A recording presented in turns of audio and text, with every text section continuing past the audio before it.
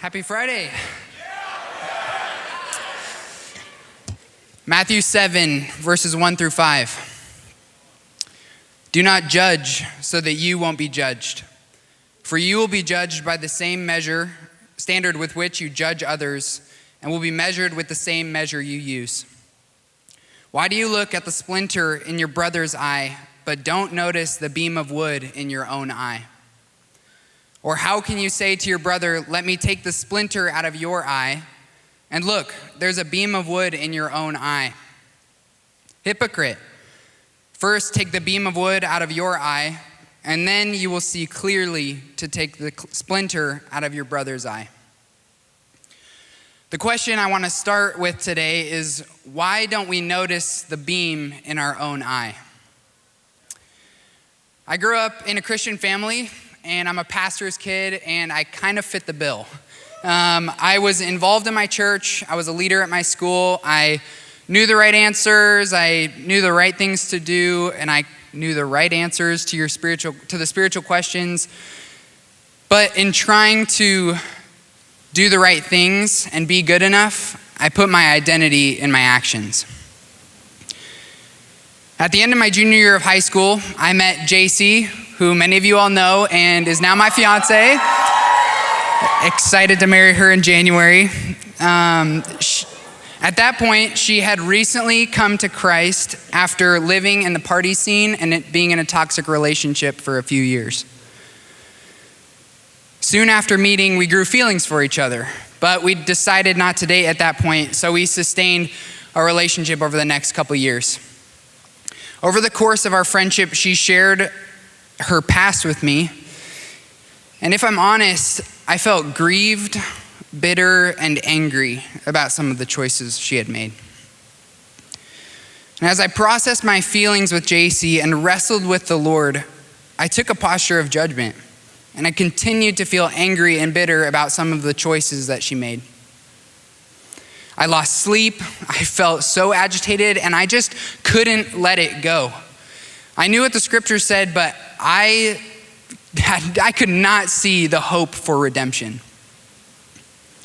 But after much more wrestling, in the second semester of my freshman year here at ORU, I finally let go. And when I stopped looking at her sin, the Lord revealed that my anger and bitterness at JC were rooted in pride. Because I was so focused on her sin, I could not see my own. Jesus is not asking us to hate the sin and love the sinner. He's asking us to love the sinner and hate our own sin.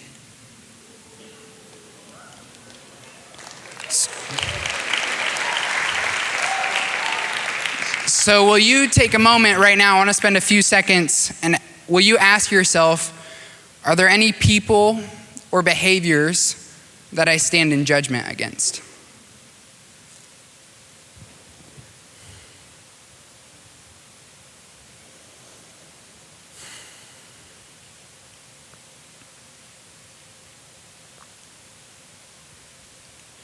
In the parable of the two sons, we see one brother going off and wasting his life in wild living, while the older brother is doing the right things. But the older brother adopts a heart of contempt when the prodigal receives the father's mercy. Both when we engage in wild living and when we have a beam in our own eye, we miss out on God's goodness. The invitation of the father is the same for both sons at the end of the story. The father says, enter my house, partake, for everything I have is yours. In wild living and with the beam of our eye, we miss out on the celebration that it is not our actions nor our righteousness that afford us freedom and abundant life, but God's grace through Christ.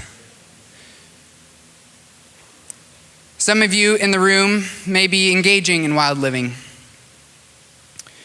and others of you may have and be doing all the right things, but honestly, you feel cold.